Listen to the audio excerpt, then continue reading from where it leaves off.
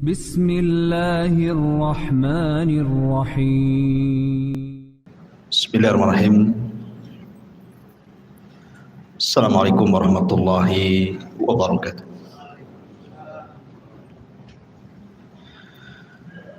Alhamdulillah wassalatu wassalamu ala Rasulillah wa ala alihi wa sahbihi wa mawalah wa la hawla wa la quwata illa billahi wa ba'd.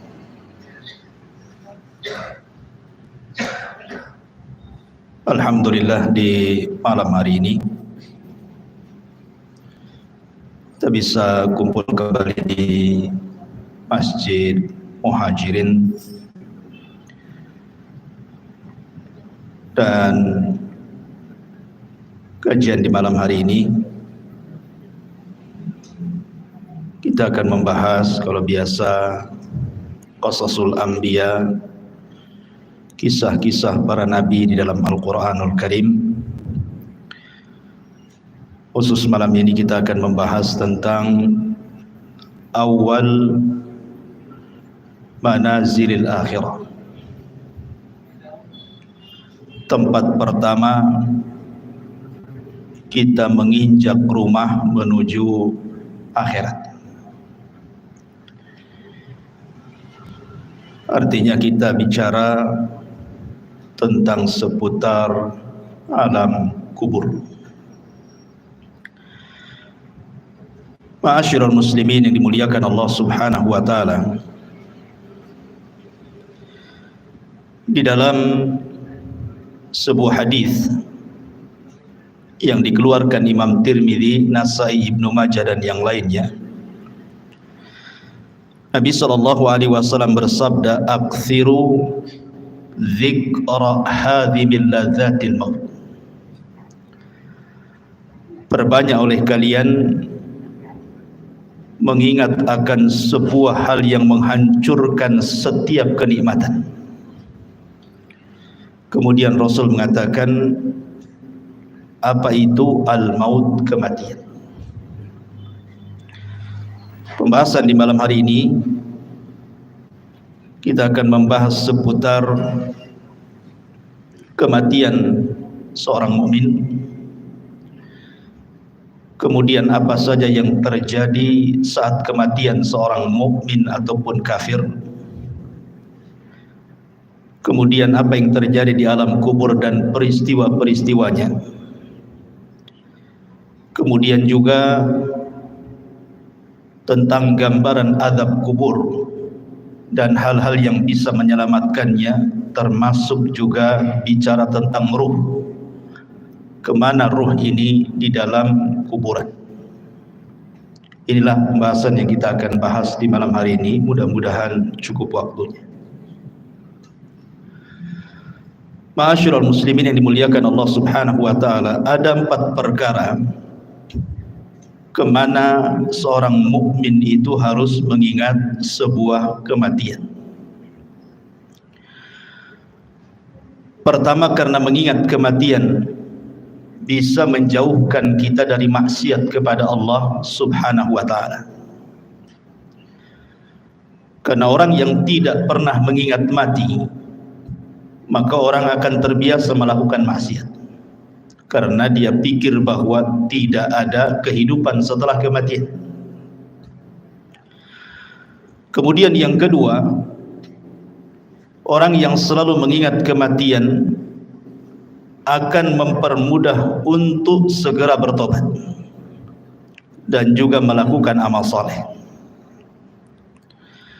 Kemudian yang ketiga, mengingat kematian adalah hal yang bisa mendatangkan rasa takut, sehingga orang tidak mungkin merasa aman dari azab kubur, dan dia akan berusaha untuk menghindarkan diri dari setiap penyebab yang akan menjerumuskan dari azab kubur. Tentu yang terakhir, mengingat kematian karena kematian sebuah kepastian, datangnya tanpa pemberitahuan, dan kematian bukan akhir dari sebuah perjalanan. Inilah hikmah kenapa kita disuruh mengingat kematian. Ma'asyiral muslimin yang dimuliakan Allah Subhanahu wa taala, Utsman ibn Affan radhiyallahu an apabila berdiri di samping kuburan, maka Utsman selalu menangis. Tetapi kalau Utsman dibicarakan tentang kondisi neraka dan azabnya, maka Utsman ibn Affan biasa-biasa saja. Kemudian ditanyakan kepada Utsman ibn Affan penyebabnya. Kenapa kalau disebut atau melihat kematian dia menangis, tetapi kalau diceritakan tentang akhirat dia biasa saja? Maka jawaban Utsman ibn Affan radhiyallahu an mengutip sabda Nabi sallallahu alaihi wasallam. Kata Nabi sallallahu alaihi wasallam, kata Utsman, "Innal qabra awwalu manazilil akhirah. Fa in naja minhu fama ba'dahu aisaru minhu. Wa illam yanju minhu fama ba'dahu asyaddu minhu." Sesungguhnya kuburan itu, kata Utsman mengutip sabda Nabi, adalah awal tempat seseorang menuju akhirat.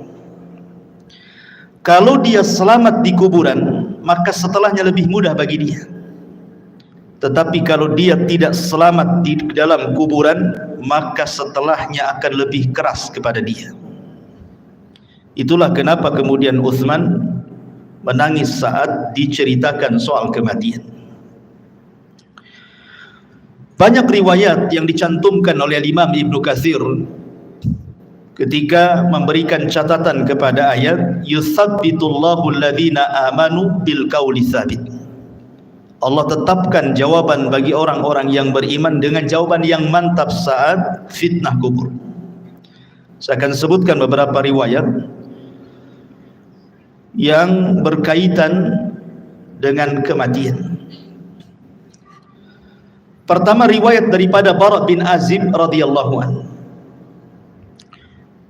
Suatu ketika kata Bara bin Azib radhiyallahu anhu, kami keluar bersama Nabi sallallahu alaihi wasallam mengiringi jenazah seorang laki-laki dari Ansar. Maka ketika galian kubur itu sudah digali dan belum sampai kepada lahatnya, maksudnya lubang kedua dalam kuburan disebut lahat namanya, maka Nabi SAW kemudian duduk dan kami pun duduk, kata Bara ibn Azib radhiyallahu anhu. Kemudian kata Nabi SAW, "Ista'idzu billahi min adzabil qabr." Mintalah perlindungan kepada Allah dari azab kubur. Rasul sallallahu alaihi wasallam menyebutnya marrataini aw thalathan, 3 kali. Kemudian Rasul menceritakan tentang ruhnya seorang mukmin. Kata Nabi sallallahu alaihi wasallam, "Innal 'abda al-mu'mina idza kana fi inqita'i minad dunya wa iqbali minal akhirati nazala ilaihi malakun minas sama bidul wujuh ka'anna wujuhahumus syamsu." Apabila seorang hamba mukmin, kata Rasul, ketika dia hendak berpisah dari dunia dan menghadap akhirat, maka turun malaikat dari langit yang berwarna sangat putih sekali. Wajah-wajah malaikat ini sangat putih. Dan yang dimaksud malaikat di sini tentu bukan satu malaikat, bukan malakul maut saja, tidak, tetapi diiringi dengan rusulul maut namanya, pembantu-pembantu malaikat maut, berdasarkan ayat Al-Quran, tawaffathum rusuluna, kami wafatkan dengan mengutus utusan-utusan kami, menunjukkan bukan satu malaikat tetapi banyak malaikat. Tentu banyaknya malaikat ini berdasarkan tugas masing-masing. Malaikat maut itu kan hanya mencabut nyawa saja. Selepas itu kemudian diserahkan kepada malaikat rahmat kalau dia seorang mukmin, atau kepada malaikat azab kalau dia orang kafir atau orang fasik. Lah tentu kondisi seperti ini, ikhwan, tidak ada yang tahu kecuali orang yang meninggal. Orang-orang yang menyaksikan di sekitarnya, orang yang sedang nazah itu, tidak ada yang tahu bahwa di situ ada malaikat. Yang tahu hanyalah orang yang sedang nazah saja.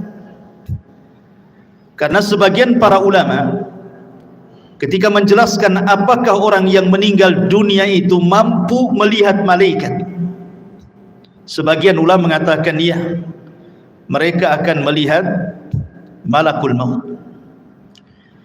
Dan juga mereka akan diperlihatkan catatannya, walaupun hanya sekilas pandang saja. Catatan selama hidup dia itu, dia akan diperlihatkan sekilas saja. Dan itulah kondisi-kondisi menakutkan, sehingga kenapa Rasul mengatakan saat orang seperti ini tidak boleh mengatakan kecuali kebaikan. Dan inilah doa yang paling mustajab bagi orang-orang yang hidup di sekitarnya.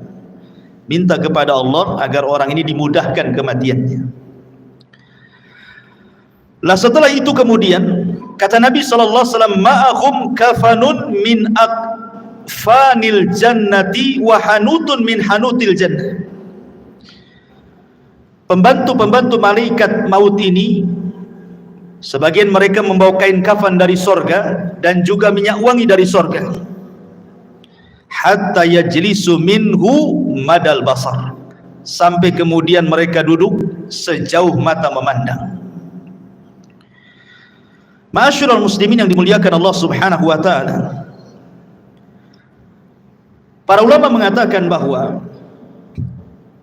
ketika Allah Subhanahu wa taala mengirim para malaikat untuk mencabut nyawa dan juga menyediakan peralatan-peralatan fardu kifayah seperti kain kafan dan juga wewangian, kalau dia ruhnya seorang mukmin maka akan diutus malaikat yang indah sekali dalam rangka ikraman, memuliakan jasad yang akan dicabut ruhnya itu. Jadi yang diutus itu betul-betul malaikat, bukan malaikat yang menyeramkan, tidak. Makanya Rasul mengatakan bidul wujuh, wajah mereka sangat bercahaya. Kemudian juga a'wanul malakal maut ini, pembantu-pembantu malaikat maut ini, mereka ditugaskan sebagian mereka untuk membisikkan di telinganya. Apa bisikannya? Alla takhafu wa la tahzanu wa abshiru bil jannati allati kuntum tu'adun. Kamu jangan takut, kamu jangan khawatir, karena Allah sudah janjikan kepadamu surga yang akan menantimu.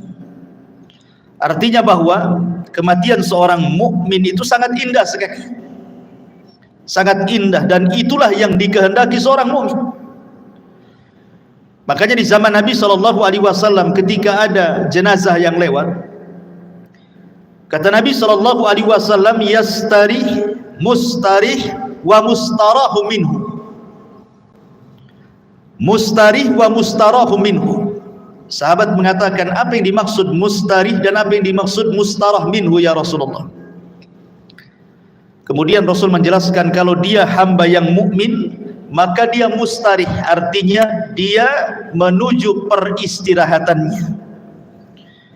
Dia meninggalkan keperitan dunianya, dia meninggalkan kesusahan dunianya, dan itulah yang dikehendaki seorang mukmin. Karena di dunia ini kan lelah kita hidup ini, ikhwan. Banyak masalah, banyak ujian, banyak cobaan. Apabila kemudian dia meninggalkan dunia, artinya dia meninggalkan kelelahan itu. Itu kalau seorang mukmin. Tetapi kata Nabi SAW, kalau dia orang fajir, orang jahat, mustarah minhu. Apa mustarah minhu? Maksudnya bukan dia yang beristirahat, tetapi orang lain beristirahat dari dia. Orang lain senang dengan kematiannya, orang lain mengutuk kematiannya, mendoakan buruk kematiannya, bahagia dengan kematiannya. Itu maksudnya mustarah minhu itu. Jadi seorang mukmin itu memang kematian sangat ditunggu-tunggu, karena memang Nabi SAW yang mengatakan, man ahabba liqa Allah ahabballahu liqa'ah. Barang siapa yang cinta berjumpa dengan Allah, maka Allah pun rindu berjumpa dengan dia. Makanya kenapa diutus malaikat-malaikat seperti ini. Kemudian setelah orang ini dihadapkan dengan malakul maut dan juga rusulul maut, Maka kemudian dalam riwayat yang lain, malaikat maut akan menyeru kepada orang yang sedang sakaratul maut dengan panggilan, ya ayyatuhan nafsu at-tayyibah, wahai jiwa yang tenang, kanat fil jasadi tayyib, yang bersarang di jasad yang baik, ukhruji hamidatan, keluarlah dengan sangat terpuji, wa abshiri birauhi wa rauhanin wa rabbi ghairi ghadban, berbahagialah, keluarlah wahai roh yang baik dengan dihadapkan kepada Rabb yang tidak pernah murka kepada anda. Dalam riwayat, marhaban binafsi at-tayyibah, selamat datang jiwa yang sangat baik, ukhruji ila rabbiki radiyatan mardiyah, keluarlah kepada Rabb yang sudah menanti kamu dengan keridhaan. Tentu panggilan seperti ini, ikhwan, akan merangsang ruh itu untuk cepat keluar. Makanya kalau kita melihat di masyarakat kan, terkadang ada orang yang nazar itu sampai berhari-hari tidak keluar-keluar ruhnya. Ada yang 1 minggu dia sakaratul maut, koma. Ada yang 1 bulan tidak mati-mati. Tetapi ruhnya seorang mukmin ketika dipanggil seperti itu, maka maka Nabi SAW kemudian mempermisalkan ruhnya seorang mukmin ketika dipanggil dengan kata-kata wahai jiwa yang tenang, maka ruhnya itu akan keluar seperti tetesan air yang terakhir fi famis siqa, dari mulut teko yang terakhir dia keluar. Kalau saya analogikan ini botol aqua, ini kan banyak airnya.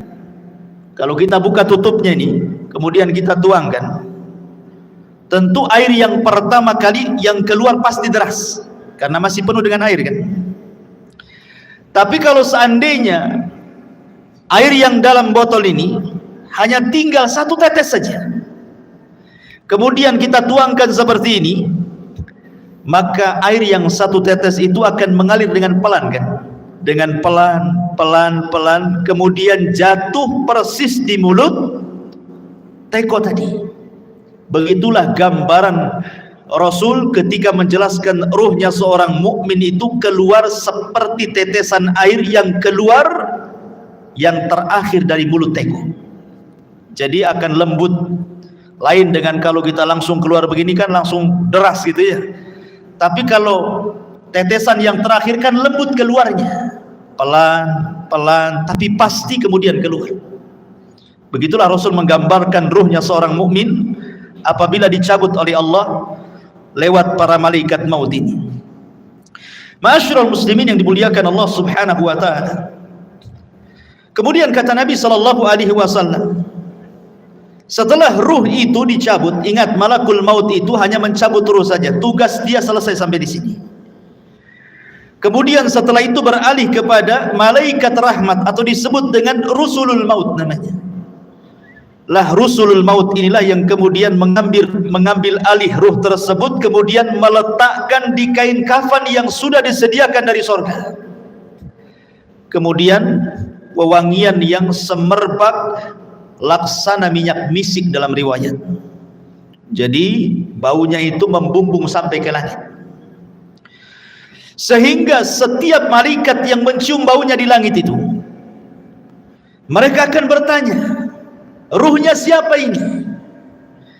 Maka malaikat yang membawa ruh ini akan menyebut nama dengan nama yang dia sukai dipanggilnya di dunia dan mengatakan ruhnya fulan ibnu fulan. Maka semua malaikat di langit memuji ruh ini. Kemudian ruh ini diangkat sampai ke langit pertama. Maka kemudian penjaga pintu langit pertama membuka pintunya, kemudian naik ke langit pertama. Semua malaikat di langit pertama mendoakan ruh ini. Kemudian naik ke langit kedua, seluruh malaikat di langit kedua mendoakan ruh ini, sampai kemudian melewati langit ketujuh. Tidak dijelaskan sampai di mana ruh ini dinaikkan ke langit. Yang jelas dia melewati langit ketujuh. Wallahu alam sampai di mana, karena riwayatnya tidak dijelaskan. Kemudian setelah itu Allah berjumpa dengan ruh ini. Kemudian Allah Subhanahu wa taala katakan kepada malaikat yang membawa ruh ini, kembalikan ruhnya ke dalam jasadnya dengan baik. Catatannya, angkat, letakkan di tempat yang paling tinggi yang disebut dengan Illiyin. Illiyin itu tempat yang paling tinggi yang ada di sorga. Letakkan catatannya di situ. Kemudian ruhnya kembalikan ke dalam jasadnya. Maka kemudian ruh itu ke dalam jasadnya dikembalikan. Lah saat seperti ini, ketika ruh ini diterbangkan ke langit, disitulah manusia sedang memandikan jenazah ini, kemudian mengkafani jenazah ini, kemudian menyolati jenazah ini, kemudian mendoakan jenazah ini, sampai kemudian ke dalam kubur, kemudian meletakkan di liang lahat, kemudian dipendam kuburannya. Jadi saat proses fardu kifayah itulah ruh naik ke langit. Jadi manusia sedang sibuk memandikan, mengkafankan, menyolatkan, menguburkan, maka ruh punya kesibukan sendiri karena dia sedang menghadap Allah Subhanahu wa ta'ala. Lah kemudian ketika selesai sudah penguburan, barulah kemudian ruh itu dihantar kembali ke dalam kuburnya. Lah ketika ruh dengan jasad ini kemudian kembali, disitulah orang yang ada di kubur ini sempat mendengar pembicaraan orang-orang yang di atas kuburan, termasuk suara terompahnya, suara sendalnya, dia mendengarnya. Termasuk apa yang dibicarakan di atas itu dia sempat mendengarnya. Apakah dia sedang menangis, apakah sedang mencela, ataukah sedang memuji, ataukah sedang berbicara tentang hal-hal tentang dia semua dengar. Dan itu berdasarkan riwayat Umar bin Khattab radhiyallahu an pernah bercerita ketika Nabi SAW selesai perang Badar. Kemudian pemimpin Quraisy itu semua mati di perang Badar dan dimasukkan ke dalam sumur yang tidak berpenghuni, yang disebut dengan Qalibu Badri. Kemudian Nabi SAW 3 hari menetap di Badar setelah kemenangannya, mulai dari tanggal 17 Ramadan sampai tanggal 20 Ramadan. Kemudian Nabi SAW menghampiri sumur yang dilempar jasad-jasad para pembesar orang kafir, Abu Jahal, Umayyah, kemudian Al-Walid dan semua pembesar Quraisy yang dimasukkan ke dalam sumur itu. Kemudian Nabi SAW mengatakan dengan menyebut satu persatu namanya, wahai fulan, wahai Abu Jahal, wahai Uqbah, wahai Umayyah, disebutkan satu-satu tuh. Kemudian Rasul mengatakan, hal wajadtum ma wa'adakum haqqa laqad wajadna ma wa'adana rabbuna haqqa, kata Rasul. Wahai Abu Jahal dan para pembesar Quraisy yang lainnya, apakah kalian sudah mendapatkan yang kalian janjikan ketika kalian berada di dunia? Kata Nabi SAW, sungguh kami sudah mendapatkan apa yang Allah janjikan kepada kami hari ini berupa kemenangan. Umar bin Khattab radhiyallahu an ketika itu merasa heran kenapa Rasul berbicara dengan sumur yang di situ jasad-jasadnya pembesar orang-orang Quraisy itu. Kata Umar, ya Rasulullah, bukankah mereka sudah jadi bangkai? Mereka tidak akan mendengar ucapan. Tapi Nabi SAW mengatakan, ya Rasulullah, ketika Umar mengatakan, atukallimu amwatan, kenapa kau bicara dengan orang mati? Maka Rasul mengatakan, wallahi ya Umar, ma antum asma lima aqulu lahum, kalian tidak lebih mendengar dibandingkan orang-orang yang ada dalam sumur ini kepada ucapanku. Artinya para pembesar Quraisy yang sudah mati, yang sudah dimasukkan ke dalam sumur itu sangat mendengar ucapan Nabi. Dari sini istinbat para ulama bahwa apabila orang masuk ke dalam kuburan, maka dia mendengar saat itu apapun yang dibicarakan orang di atas kuburan itu. Makanya pentingnya kita ini menjadi orang baik. Sebab kalau orang jahat pasti akan dibicarakan keburukan di atas kuburan, dan itu menakutkan dia dalam kuburan kan gitu. Tetapi kalau yang dibicarakanlah pujian-pujian, tentu akan menenangkan. Karena tidak mungkin Allah mengumpulkan dua rasa takut, baik ketika di dunia ataukah ketika di dalam kuburan. Tidak mungkin Allah kumpulkan dua rasa takut. Kalau dia takut di dunia semasa hidupnya, maka dia akan merasa aman di kuburannya. Tapi kalau dia merasa aman di dunia, maka dia akan merasa takut di kuburannya. Lah ketika kemudian dia sempat mendengar suara-suara pembicaraan orang yang di atas kuburan, sampai yang terakhir sandal yang melangkah meninggalkannya, disitulah kemudian orang ini sempat mendengar akhir suara terompah yang meninggalkan jauh sampai di pintu gerbang kuburan. Disitulah Allah subhanahu wa ta'ala kirim amal solehnya. Dalam riwayat yang dikeluarkan atau yang diriwayatkan Abi Hurairah radhiyallahu an,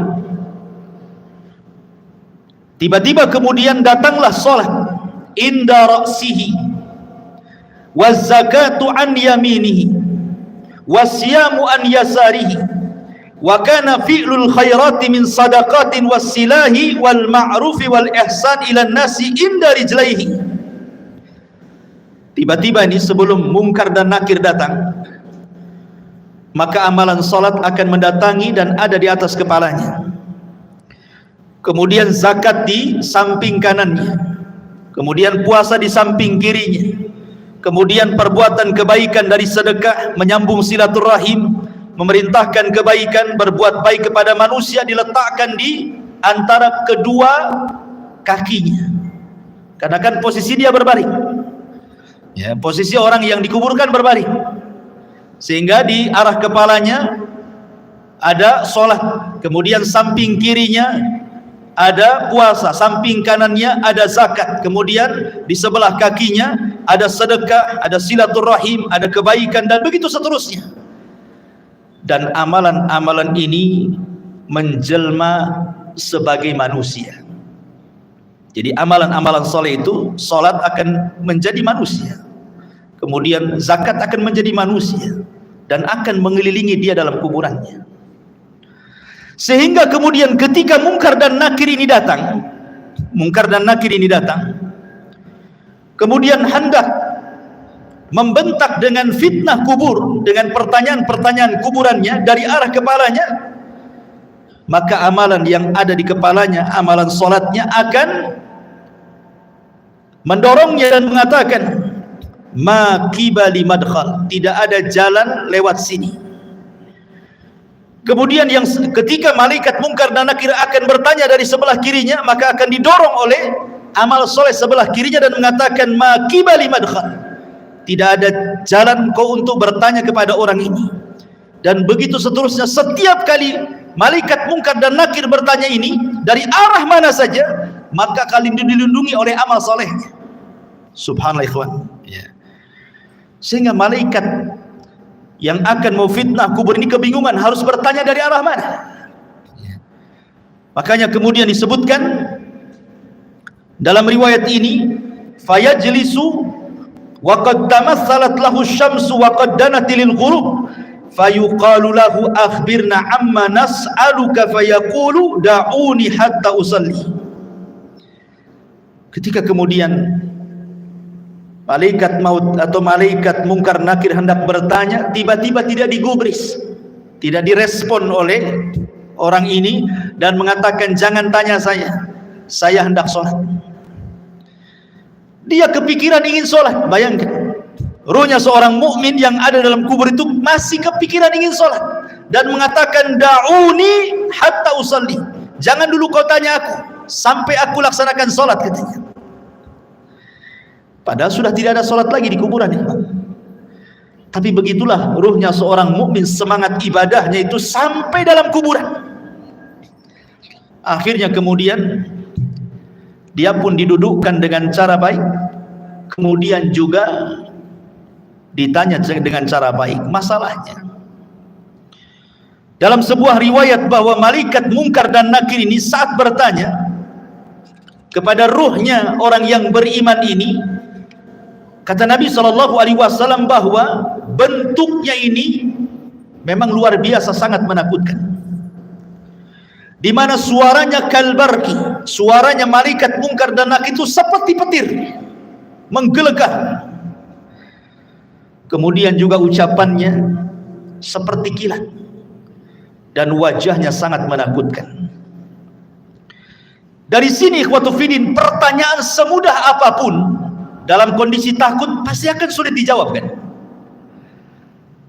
Anda saya tanya dengan pertanyaan-pertanyaan, tetapi kemudian setelah itu saya bunuh Anda, umpamanya saya letakkan pistol di kepala, kemudian saya tanya dengan beberapa soalan. Ketika rasa takut menguasainya, soalan semudah apapun akan sulit dijawab. Akan sulit dijawab. Ini kan soalan-soalan yang ma'ruf kita dengar di dunia. Siapa Rabbmu? Kita katakan Allah. Siapa Nabimu? Kita katakan Muhammad. Apa agamamu? Kita katakan Islam. Itu kan mudah. Mudah soalan ini. Tetapi dalam kondisi takut ikhwatu fiddin, walaupun soalan-soalan ini mudah dijawab, belum tentu orang bisa menjawab. Karena memang suara malaikat ini yang bertanya kepada orang ini luar biasa. Suaranya seperti kilat menggelegar, wajahnya menakutkan. Disinilah Allah subhanahu wa ta'ala berikan hidayah kepada ruhnya seorang mukmin, kepada hamba seorang mukmin, dan Allah katakan yutsabbitullahu alladhina amanu bil qauli tsabit. Allah akan tetapkan jawaban orang-orang yang beriman dengan jawaban yang mantap. Jadi yang menjawab itu adalah ketetapan dari Allah, taufik dari Allah, bukan kita. Karena dalam kondisi takut kita tidak bisa jawab, tetapi hamba yang beriman ditolong dalam kuburannya, sehingga Allah subhanahu wa ta'ala arahkan jawabannya, sehingga setiap ditanya dia sanggup menjawab. Dan ketika dia sanggup menjawab itulah Allah subhanahu wa ta'ala memberikan rekomendasi dari langit dan mengatakan ang sadaqa abdi, hambaku telah benar. Ketika sudah dikatakan hambaku telah benar, mungkar dan nakir pun sudah pergi, tiba-tiba Allah katakan bentangkan kuburannya sejauh mata memandang. Bentangkan kuburannya sejauh mata memandang. Berikan cahaya dalam kuburannya. Bukakan pintu dari sorga. Hantarkan minyak wangi dari sorga, pakaian, minuman dari sorga, suasana dari sorga, hantarkan ke dalam kuburannya. Itulah yang disebut dengan nikmatul kubur namanya. Nikmat kubur. Ma'asyiral muslimin yang dimuliakan Allah Azza wa Jalla. Aisyah radhiyallahu anha pernah menceritakan, suatu ketika masuk nenek-nenek Yahudi ke rumah Aisyah radhiyallahu anha. Kemudian nenek Yahudi ini mengatakan kepada Aisyah radhiyallahu anha, "Inna ahlal kubur yu'adzabuna fi kuburihim." Sesungguhnya orang-orang yang dikubur itu, kata nenek Yahudi ini, mereka akan diazab dalam kuburan mereka. Kemudian Aisyah mengatakan, "Kadzabti, dusta kamu. Saya akan tanyakan kepada Nabi SAW." Maka setelah itu kemudian nenek Yahudi pergi, Rasul masuk ke rumah Aisyah. Kemudian Aisyah menceritakan, "Ya Rasulullah, tadi ada nenek Yahudi mengatakan bahwa sesungguhnya orang yang ada di kubur itu akan diazab. Apa pendapatmu?" Kata Rasulullah SAW, "Kadzabat, dia sudah berdusta." Tiba-tiba kemudian wahyu turun, memberitahu dan membenarkan ucapan orang Yahudi atau nenek Yahudi itu. Kemudian kata Nabi SAW, "Ya." Kemudian Rasul mengatakan, "Inna hadhil ummah tubtala fi kuburihim." Telah benar ucapan nenek Yahudi itu, karena setiap umat itu akan diuji dalam kuburannya. Maksudnya akan diuji dalam kuburannya, akan diberikan fitnah yang sangat menakutkan. Disinilah Nabi SAW mengatakan bahwa kuburan itu awal tempat seseorang menuju akhirat. Lihat, bayangkan fitnah kubur ini kan menyeramkan ikhwan, di mana suara malaikat menggelegar seperti petir, kemudian lisannya seperti kilat, wajahnya menakutkan. Apakah kita sanggup melewati fitnah kubur ini? Makanya saking dahsyatnya fitnah kubur ini, sampai-sampai Nabi SAW memberikan irsyad kepada kita, setiap kita sholat sebelum salam, kita berlindung dari azab kubur. Apa kata Nabi SAW? Allahumma inni a'udzubika min adzabi jahannam wa min adzabil qabri. Tidak cukup wa min adzabil qabri, wa min fitnatil mahya wal mamat.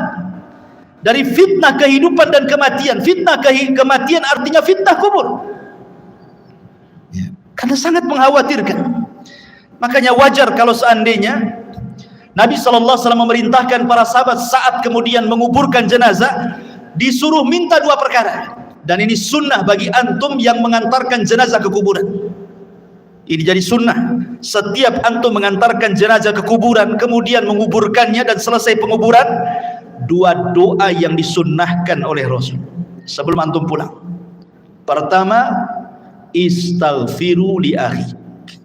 Mintalah kepada Allah ampunan akan dosa saudara kita yang ada di kuburan ini. Yang kedua, minta kepada Allah ketetapan supaya dia sanggup menjawab. Itu saja. Itu sunnah dua, jangan pernah ditinggalkan. Jangan kita hantarkan mayat ke kuburan, setelah dikuburkan kita pulang. Enggak begitu sunnahnya. Tetapi selesai penguburan jangan pulang dulu. Kita dekati kuburan, kemudian kita kepal beberapa tanah kalau kita tidak ikut menguburkan, kemudian kita letakkan di atas kuburannya, kemudian kita katakan, ya Allah ampuni orang ini, ya Allah tetapkan jawaban orang ini, kemudian pulang. Itu sunnahnya. Ya. Ma'asyiral muslimin yang dimuliakan Allah Subhanahu wa taala. Kembali kepada hadis Nabi sallallahu alaihi wasallam. Kemudian Nabi sallallahu alaihi wasallam mengatakan, adapun ruhnya orang fajir, orang jahat, orang kafir, orang fasik, maka kemudian malaikat maut ini akan menyerukan dengan kalimat-kalimat yang sangat menakutkan saat kematiannya. Dia mengatakan, ya ayyatuhan nafsul khabitha kanat fil jasadil khabithi ukhruji dhamimatan wa abshiri bihamimin wa ghassab. Subhanallah. Malaikat maut mengatakan, wahai ruh yang jahat, yang hinggap di jasad yang jelek, keluarlah secara tercela dan habarkanlah dengan neraka yang menyala-nyala dan juga dengan nanah penduduk neraka. Coba bayangkan panggilannya, wahai jiwa yang buruk, yang bersarang di jasad yang buruk, keluarlah secara tercela dan habar gembirakan dengan neraka yang menyala-nyala dan darah dan nanah penduduk neraka yang sudah menunggunya. Keluar kamu. Ini panggilan menyeramkan, ikhwan. Makanya kenapa kemudian ruhnya orang-orang yang tidak beriman itu tidak mau keluar, sehingga terkadang nazak berhari-hari, berminggu-minggu, berbulan-bulan tidak mau keluar dia tersiksa itu dengan ruh yang ada dalam badannya. Sampai-sampai Nabi SAW ke pisau yang berbentuk bengkok, mungkin bahasa kitanya seperti cerulit, ya. Ada pisau berbentuk bengkok seperti ini, kemudian dihadapkan dengan kambing wol, yang belum dicukur itu. Lihat kambing wol itu kan banyak tuh rambutnya tuh, kalau belum dicukur itu ya. Kemudian pisaunya dimasukkan. Otomatis ketika pisau dimasukkan ke dalam kambing wol itu, otomatis akan terkait-kait dengan bulu-bulunya. Setelah terkait-kait dengan bulu kambing wol itu, kemudian disiram. Anda bisa bayangkan, akhirnya kemudian makin lengket dengan pisau itu. Kemudian setelah lengket dengan pisau, kemudian kata Nabi SAW, pisau itu kemudian ditarik dengan cara paksa. Kira-kira apa yang terjadi? Akan merontokkan setiap bulu-bulu kambing wol itu. Maknanya ketika ruhnya orang fasik, orang fajir, orang kafir dicabut itu, maka akan merontokkan seluruh persendiannya, seluruh tulang-tulangnya, dan dia akan menjerit. Tidak ada yang tahu rasa sakitnya kecuali Allah, dan jeritannya tidak ada yang mendengar kecuali binatang. Manusia tidak dengar, tetapi para binatang tahu. Dan tidak ada yang bisa merasakan rasa sakit seperti itu kecuali Allah yang tahu rasa sakitnya. Jangan lagi orang fasik, ikhwan, orang yang beriman saja. Kata Nabi SAW, wa inna fil al-mauti la saqarat. Dalam kematian itu kan ada keperitan, ada rasa sakit. Setiap orang pasti merasakannya. Nabi saja merasakannya.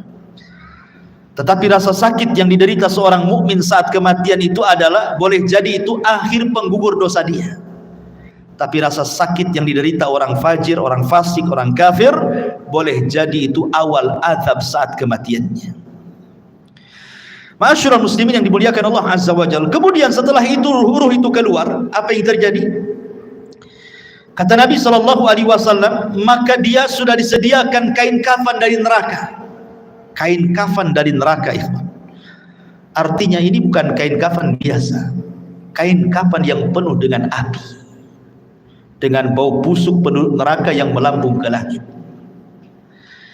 Ketika para malaikat itu mencium baunya, semua membencinya, semua mengutuk dan melaknatnya. Ini ruhnya siapa? Bau sekali. Tidak ada yang memuji ruh ini.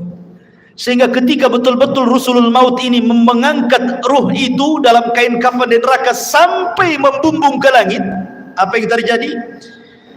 Tidak ada satupun pintu langit yang mau dibuka. Lihat bahasa Al-Quran.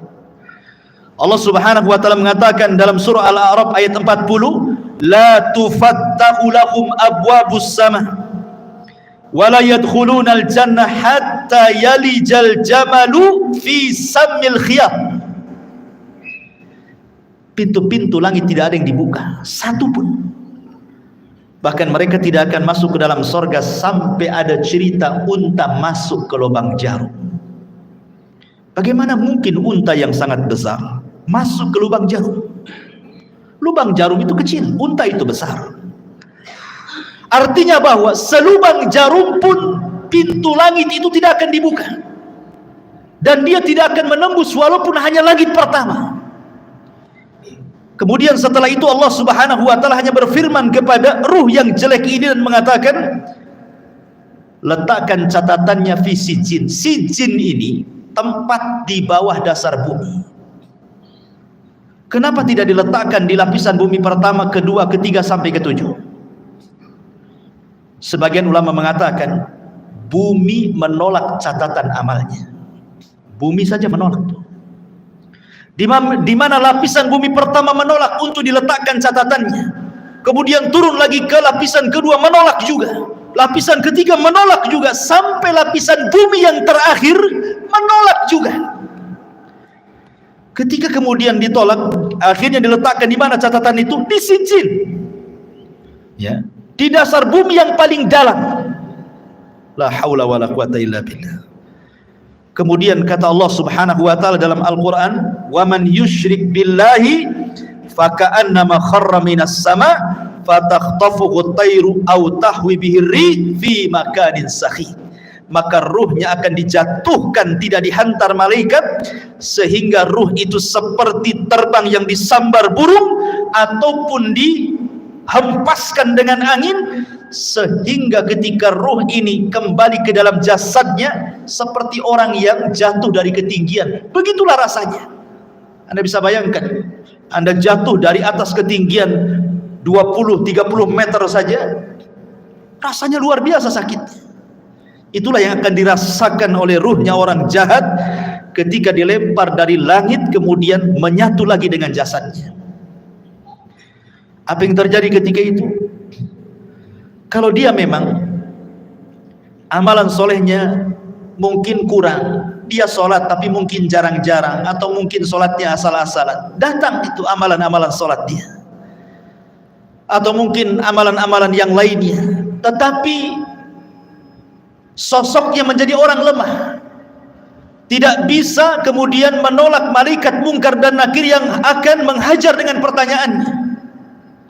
Tidak sanggup menolak. Lain kalau dia seorang yang beriman, maka amal solehnya akan menolak dia, ya, sehingga akan sulit kemudian mungkar dan nakir mendekatinya. Tetapi kalau dia amal solehnya mungkin ringan saja, dia sholat kadang tidak, dia akan datang amal-amal yang lainnya, tetapi tidak bisa melindunginya. Sehingga dengan mudah mungkar dan nakir itu dalam kondisi sudul wujuh, kata Rasul, sangat buruk sekali wajahnya, hitam kelap, kemudian membentak dengan suara petir, dengan suara kilat, menakutkan.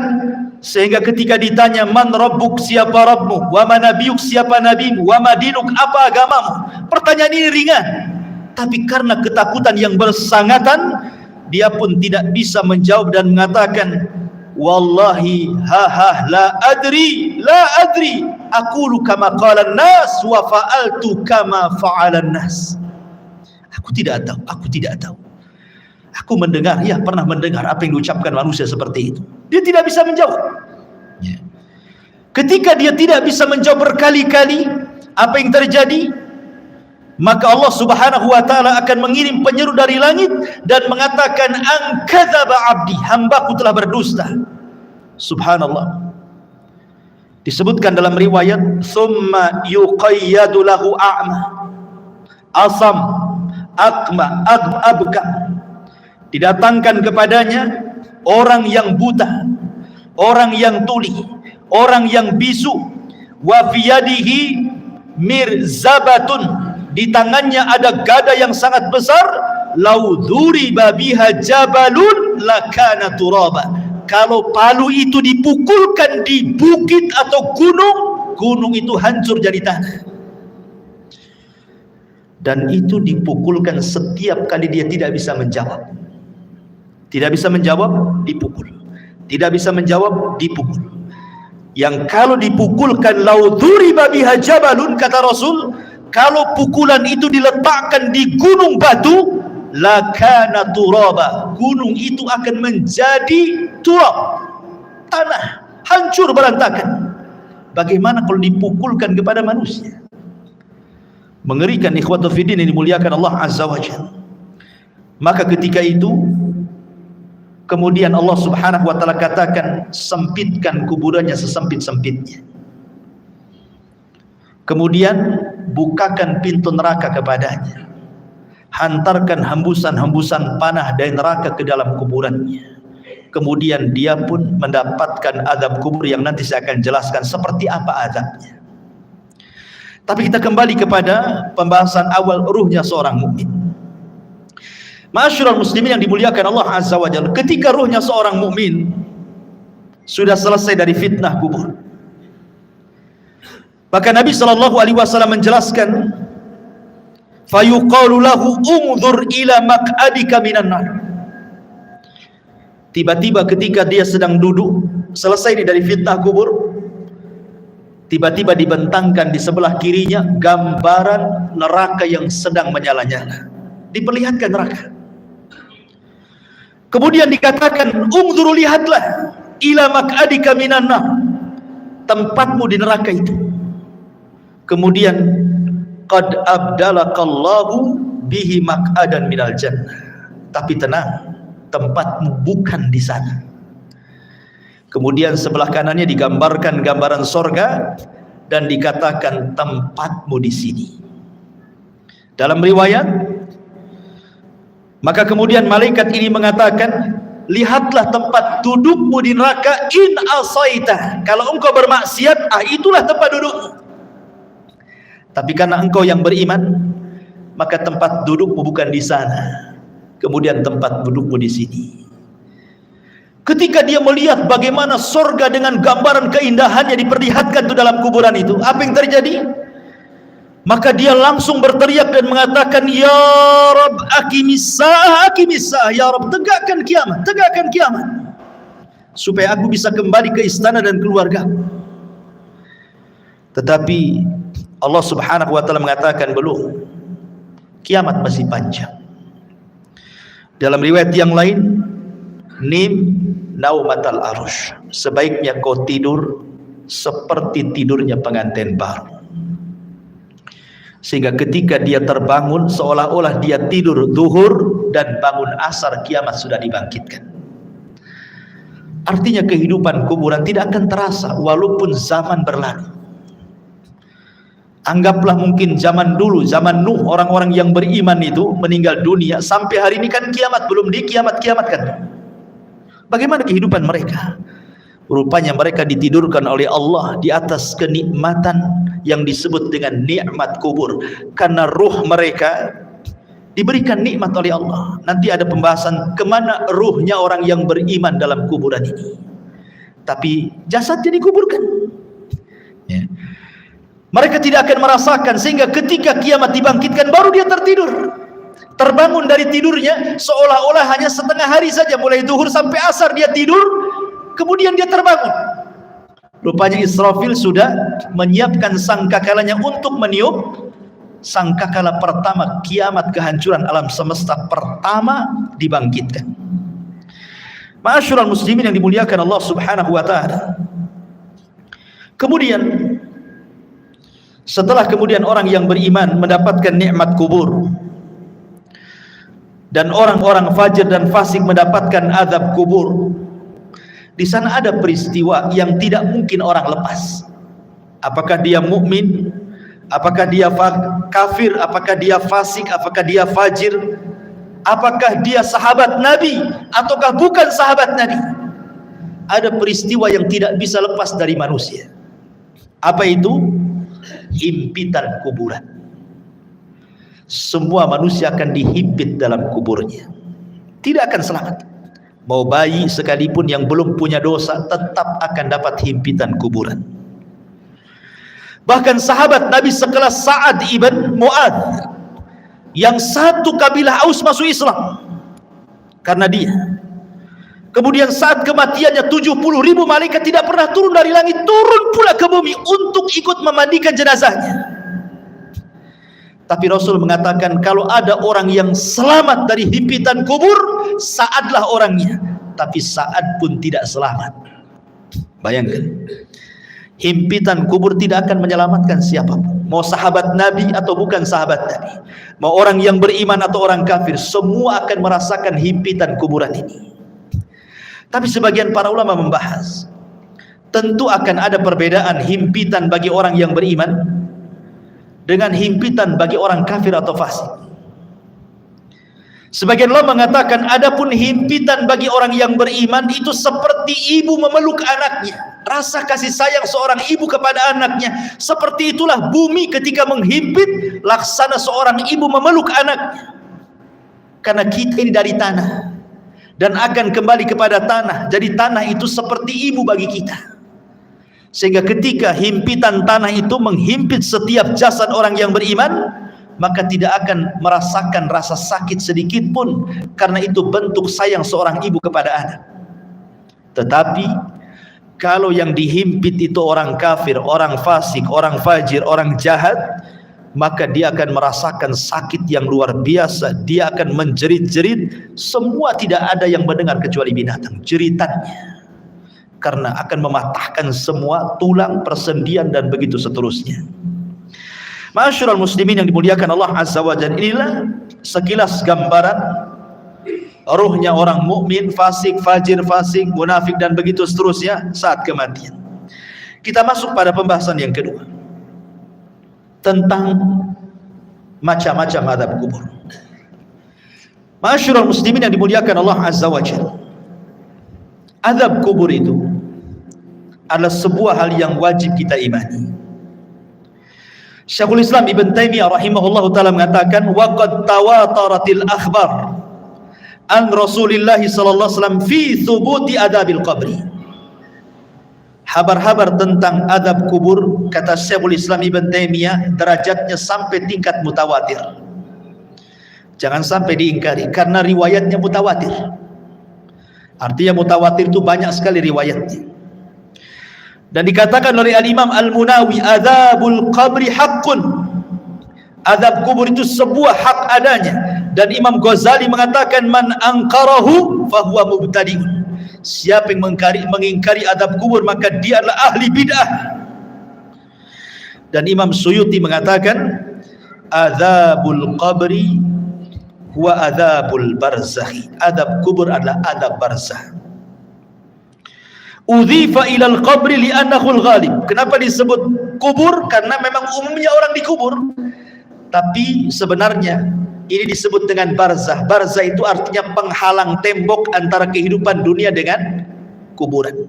Makanya tidak akan bisa orang itu mengintip kehidupan kuburan. Kenapa? Karena ada barzah, tembok yang menghalangi antara kita dengan mereka.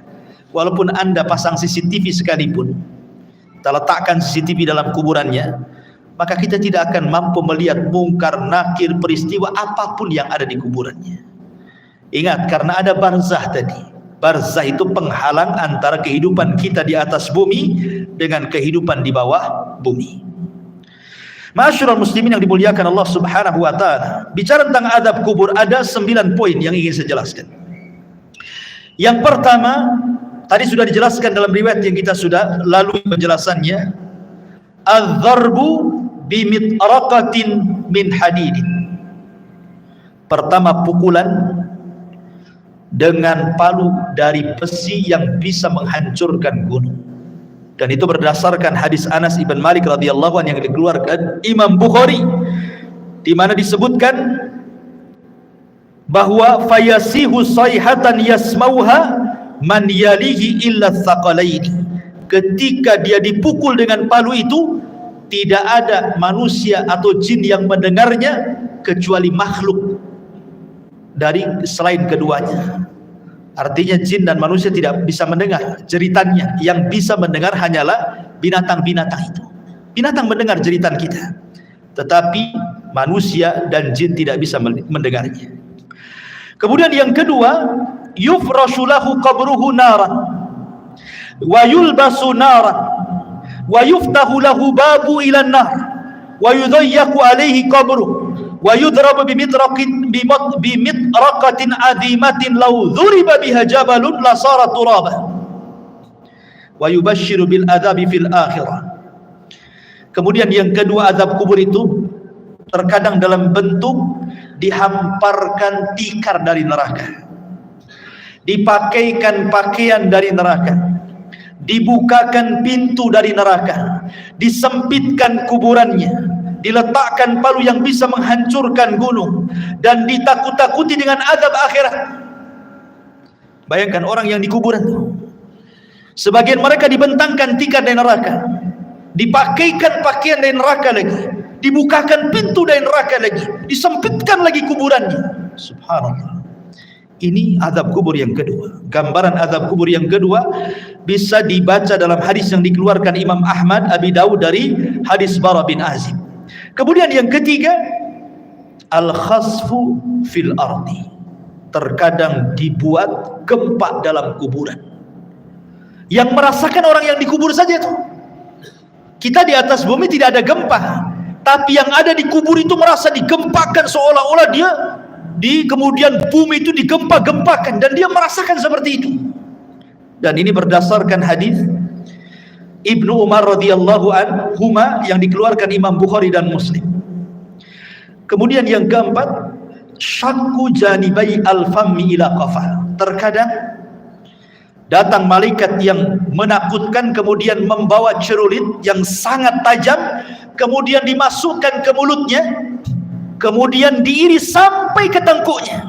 Jadi tarik, dimasukkan pisau itu ke mulutnya, kemudian ditarik sampai ke tengkuknya. Naudzubillah. Atau terkadang radkhur ra'si bil hijarah. Ada malaikat yang membawa batu besar, kemudian orang itu dibaringkan, kemudian dibentur-benturkan kepalanya. Kalau hancur nih, dikembalikan lagi kepalanya menjadi bentuk baru, dihancurkan kembali, dan begitu seterusnya. Terkadang al-harqu fi tannuri minan nar, disediakan satu mangkok, satu bejana yang sangat besar, isinya air yang mendidih dari api neraka, kemudian digorengkan di dalamnya. Atau terkadang as-sibahatu fi nahri min damin ma'adh-dharbi bil hijarah. Tiba-tiba kemudian dia dihadapkan dengan sungai, semuanya bentuk darah. Kemudian dia diletakkan di tengah-tengah sungai darah itu. Kemudian dia akan berenang, tidak bisa ke pinggir, karena setiap ke pinggir maka akan dipukulkan batu yang sangat besar ke mulutnya.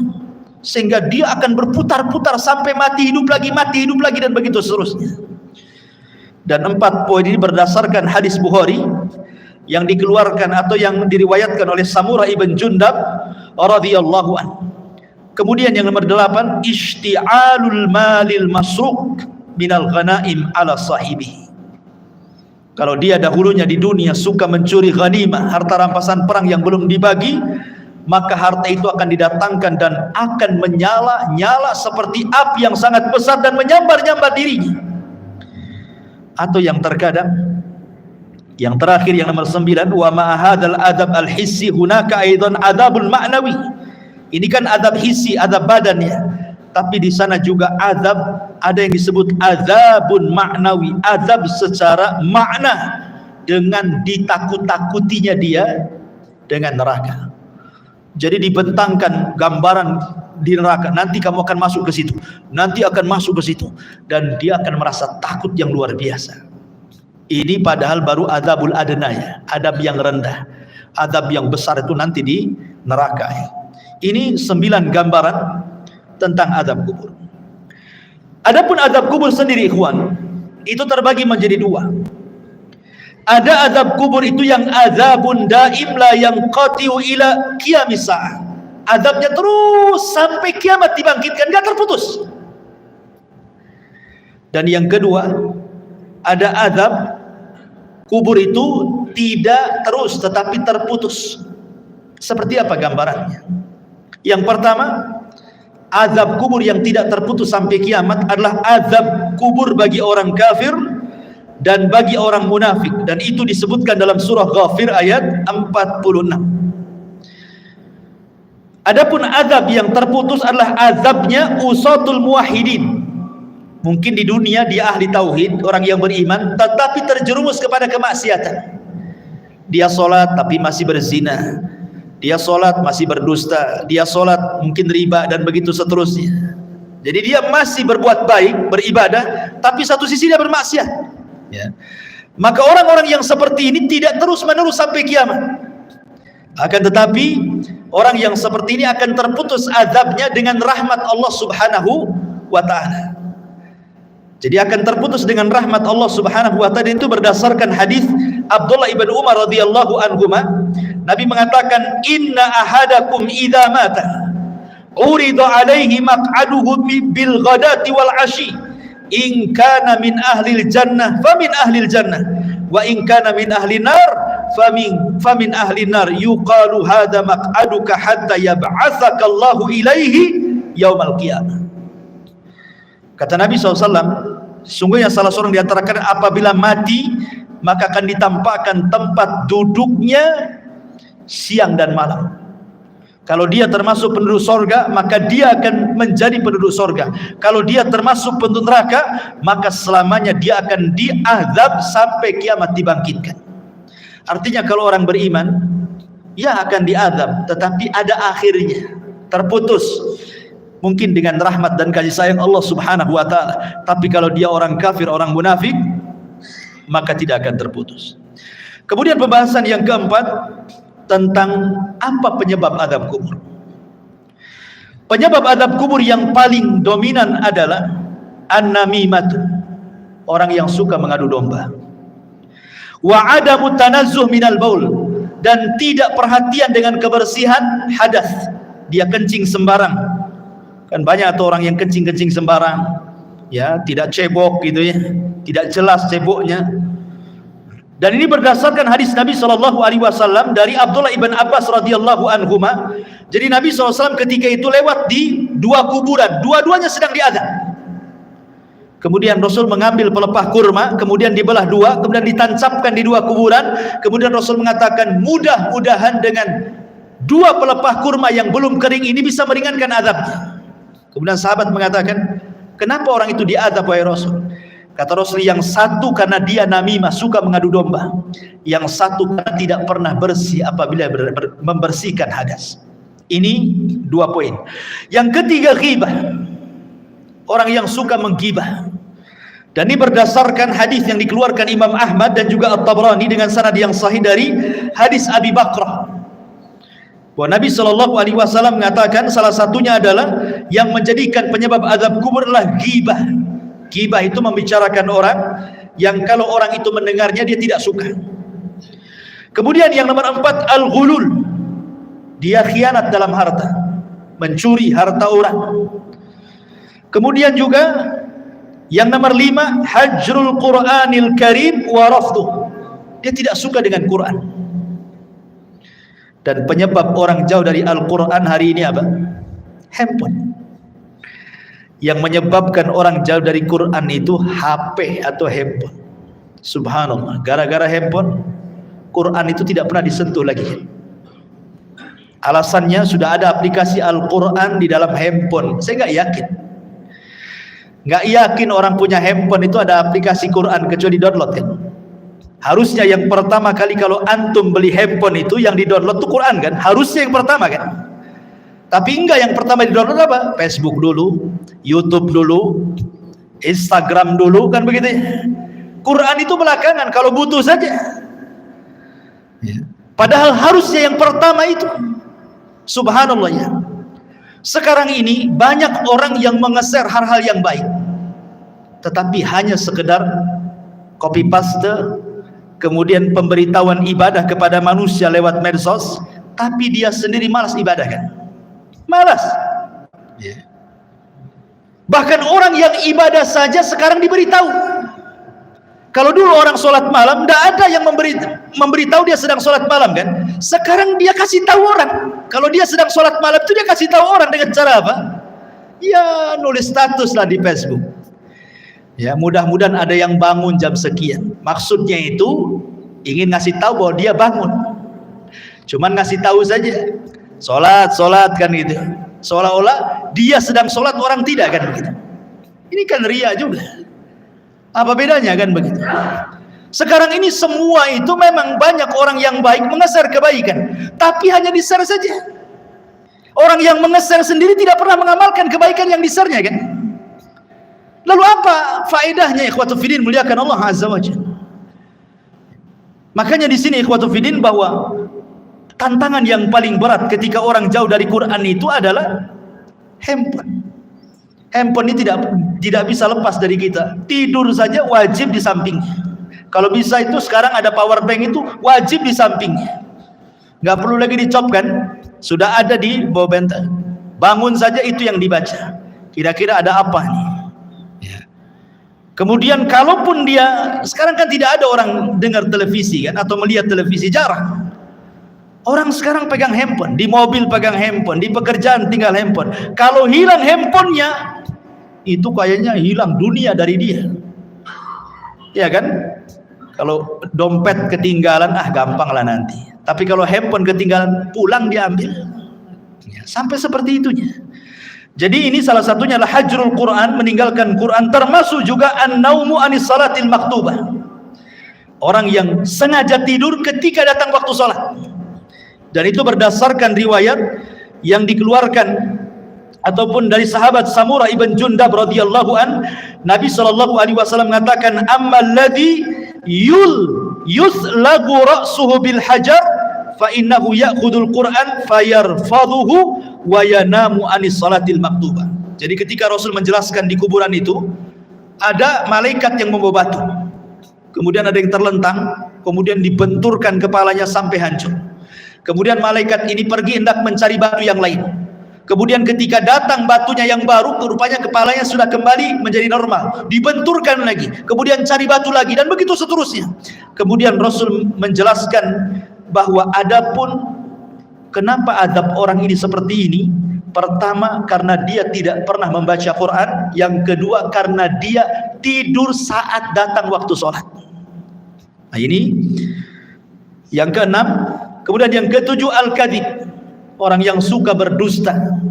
Dan sekarang dusta ini paling mudah dilakukan dengan medsos. Sekali lagi kembali ke medsos, apalagi musim politik hari-hari. Musim politik ini jangan nge-share asal-asalan, karena terkadang untuk menjatuhkan lawan, terkadang menyebarkan berita hoax kan? Kita tidak tahu ya. Contoh umpamanya akhir-akhir ini kita mendengar Saudi Arabia mengadakan pesta itu Holyland itu apa itu ya? Pesta hantu.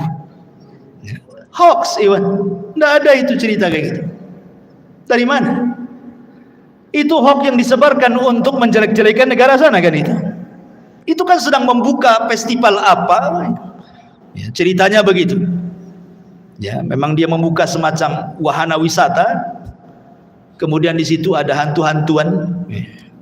Mungkin ada orang sana yang berpenampilan seperti itu, kemudian disebar seolah-olah Saudi mengadakan acara seperti itu. Ikhwatu fiddin, muliakan Allah Azza wa Jalla. Nah, berita-berita seperti ini kalau kita hanya melihat YouTube saja, seolah benar kan? Ya. Ini berita hoax. Kadang-kadang kita mudah terpancing dengan berita-berita seperti ini. Hanya karena melihat YouTube saja kan? Nah, ini hati-hati. Ya. Kalau kita mungkin hanya sekedar membaca, oke lah. Tapi kalau kemudian sampai mengeser kan sama aja dengan hantu menyebarkan dusta kan? Nah, itu kan hati-hati. Ini penyebab azab kubur terbesar hari ini adalah dusta. Karena orang berdusta paling mudah sekarang. Nulis status share, copy paste share, selesai. Dia tidak sadar bahwa dia sedang berdusta. Kalau dulu berdusta itu paling 1-2 orang yang kena korbannya. Sekarang kita berdusta ini bisa ribuan orang kena korban, ikhwan. Dengan cara melihat itu semua kena dengan berita yang kita share. Nauzubillah. Ya. Dan ini kata Al-Hafidz Ibnu Hajar rahimahullahu taala, wa innama istahaqqa ta'dzib lima yanshau an tilka kadzbah. Bahwa kata Imam Al-Hafidz Ibnu Hajar rahimahullah mengatakan sesuatu hal yang berhak mendapatkan azab kubur ketika seseorang mudah kemudian menyebarkan berita dusta. Kemudian yang nomor 8 zina berdasarkan hadis Samurah bin Jundab. Kemudian yang nomor 9 aklur riba, memakan dosa riba. Kemudian yang nomor 10 asyirku wal kufru, kesyirikan dan kekufuran, termasuk juga niyahatul mayit. Niyahatul mayit itu maksudnya orang yang hidup ketika ada yang meninggal, orang yang dicintainya, dia pun meraung-raung, menjerit-jerit seolah-olah menolak takdir Allah. Ya, seolah-olah menolak takdir Allah. Ini bahaya karena membuat orang yang meninggal itu diazab. Kata Nabi SAW, yu'adzabul mayyitu bibukai ahlihi. Bahwa mayit akan diazab dengan tangisan orang yang hidup kepadanya. Makanya antum wajib, laki-laki yang menggunakan akalnya, kalau ada keluarga yang meninggal, nasihati. Biasanya wanita-wanita yang suka niyah, ya, nasihati mereka. Jangan menangis, tabah, sebab dengan tangisan orang hidup itu menjadikan si mayat diazab masalahnya. Nah, ini juga termasuk daripada azab kubur. Dan banyak sekali. Kemudian secara singkat amal-amal yang bisa menyelamatkan dari azab kubur. Pertama, perbanyak baca surah Al-Mulku. Tabarakalladzi biyadihil mulku wa huwa ala kulli syai'in qadir. Perbanyak baca surat Al-Mulk. Kemudian yang kedua, perbanyak amal saleh. Kemudian yang ketiga, berdoalah agar kita diwafatkan di hari Jumat. Berdoa kepada Allah agar kita diwafatkan di hari Jumat dan kita bersabar saat ditimpa sakit. Kalau seandainya kita sabar saat sakit kemudian meninggal, boleh jadi itu husnul khatimah. Karena saat-saat orang sakit itu biasanya setan lebih dekat dibandingkan saat dia sembuh. Ingat, orang sakit itu lebih dekat dengan setan dibandingkan dengan Allah. Karena biasanya kalau orang sakit, ikhwan, apalagi kalau sudah bertahun, itu biasanya mudah putus asa. Terkadang di antara mereka lah sudah lebih mati saja daripada menyusahkan orang hidup, ya. Atau terkadang menolak takdir, kenapa saya terus yang sakit, kenapa kok gak disembuh-sembuhkan, kemudian bayangannya macam-macam, akhirnya malas ibadah, ya. Kemudian juga istiqomah, dan istiqomah ini berat, ya, tetapi inilah yang bisa menyelamatkan dari azab kubur. Kemudian juga al-mautu bimurabitan fi sabilillah, kematian saat menjaga perbatasan saat jihad.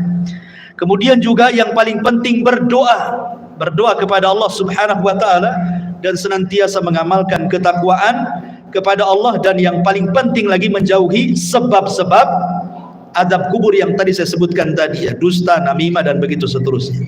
Tapi pembahasan yang terakhir bicara tentang ruh.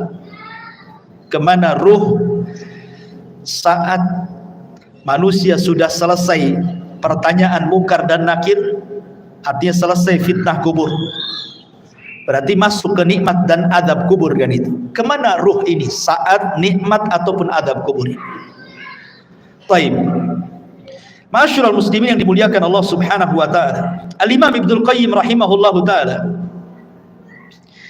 beliau mengatakan dalam kitabnya Ar-Ruh, pembahasan di mana ruh ini. Pertama kita akan bagi tentang ruh ini. Ruh para nabi. Pertama ruh para nabi. Ruh para nabi tentu berada fi a'lal illiyin, berada di tempat yang paling tinggi yang disebut dengan rafiqil a'la. Karena Nabi SAW ketika meninggal dunia, kemudian malaikat maut mengatakan kepada Nabi dua pilihan, apakah engkau mau hidup terus di dunia dengan kegemilangan kemenangan yang sudah diraih, ataukah mau menyusul teman-temannya di tempat yang paling tinggi di sorga? Maka Rasul mengatakan, Allahumma ila rafiqil a'la, saya memilih ke tempat yang paling tinggi di sorga. Jadi ruhnya para nabi berada di rafiqil a'la. Kemudian yang kedua, arwahus syuhada, ruhnya para syuhada, orang-orang yang mati syahid. Allah Subhanahu wa taala mengatakan dalam surah Al-Imran ayat 169, wala tahsabanna alladziina qutilu fi sabilillahi amwatan bal ahya inda rabbihim yurzaqun. Jangan kau sangka orang yang mati di jalan Allah itu mati, tidak, mereka hidup. Mereka mendapatkan rizki di sisi Allah Subhanahu wa taala. Abdullah bin Mas'ud radhiyallahu anhu ketika bertanya tentang ayat ini kepada Nabi sallallahu alaihi wasallam, di mana ruhnya para syuhada? Maka Rasul mengatakan, arwahuhum fi ajwafi tairin hadarin laha qanadilun mu'allaqatun bil arsy.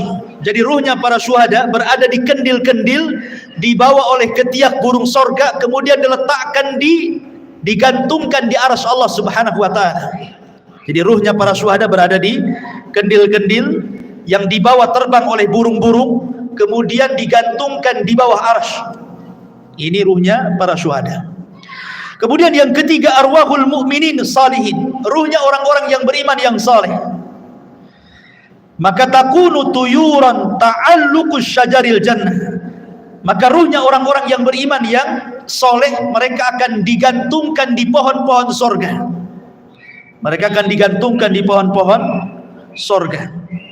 Adapun yang keempat, arwahul usad, ruhnya orang-orang yang ahli maksiat. Dia orang Islam tapi ahli maksiat, berzina, berdusta, berjudi dan begitu seterusnya. Dia orang Islam tapi usad ahli maksiat. Maka dijelaskan bahwa mereka tetap ditahan dalam kuburannya, karena mereka tidak bisa keluar dari kuburannya dan mereka merasakan adab kubur. Mereka tidak bisa keluar dari kuburan. Kemudian juga yang nomor 5, Imam Ibnu Qayyim rahimahullah ta'ala mengatakan, masih membahas tentang usad, maksudnya orang yang ahli maksiat.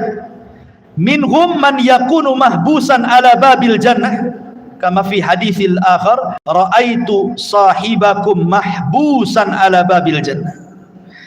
Adapun orang-orang yang beriman, yang ahli maksiat, kemudian maksiatnya sudah selesai diadab. Kan tadi saya katakan bahwa orang yang beriman yang ahli maksiat kan adab kubur tidak terus, tapi terputus karena rahmat Allah Azza wa Jalla.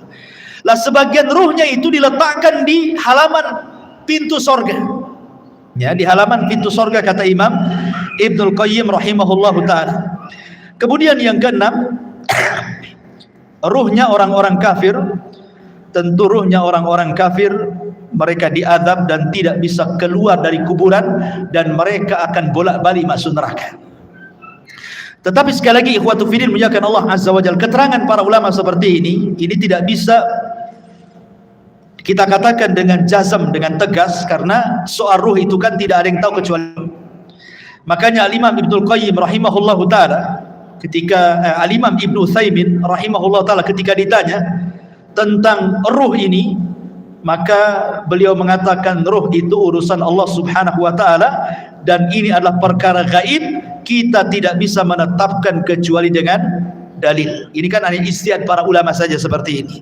Tetapi hakikatnya ruh di kuburan itu di mana? Wallahu a'lam. Hanya Allah Subhanahu wa taala yang tahu dengan kondisi ruhnya, apakah mereka orang-orang yang beriman ataukah mereka orang-orang kafir. Adapun ada riwayat yang maudhu yang disebutkan oleh sebagian ulama seperti ruhnya orang kafir berada di sumur Barhut, diletakkan di sumur Barhut. Sumur Barhut itu yang ada di Hadrul Maut Yaman. Di situ ada sumur, antum bisa klik saja atau di YouTube sumur Barhut. Itu sumur menakutkan yang ada di Yaman. Ya, sampai hari ini para ilmuwan berusaha meneliti itu. Ya, sumurnya besar. Jadi ada yang mengatakan bahwa orang-orang kafir diletakkan di sumur itu. Ya, adapun ruhnya orang-orang yang beriman tentu fil iliyyin, tetapi sekali lagi ini riwayatnya lemah gitu ya, bahkan tidak berdasar. Tapi oleh sebagian ulama ada yang menyebutkan seperti perkataan Imam Barbahari rahimahullah dalam kitabnya Sarhu Sunnah. Wallahu alam bisawab. Maka dengan berakhirnya pembahasan ruh, berakhir juga pembahasan tentang seputar kematian dan azab kubur. Mudah-mudahan bisa menjadi ibrah bagi kita, dan kita tutup dengan doa kafaratul majlis. Subhanakallah bihamdika asyhadu an la ilaha illa anta astaghfiruka wa atubu ilaik. Allahu ta'ala alam. Assalamualaikum warahmatullahi wabarakatuh.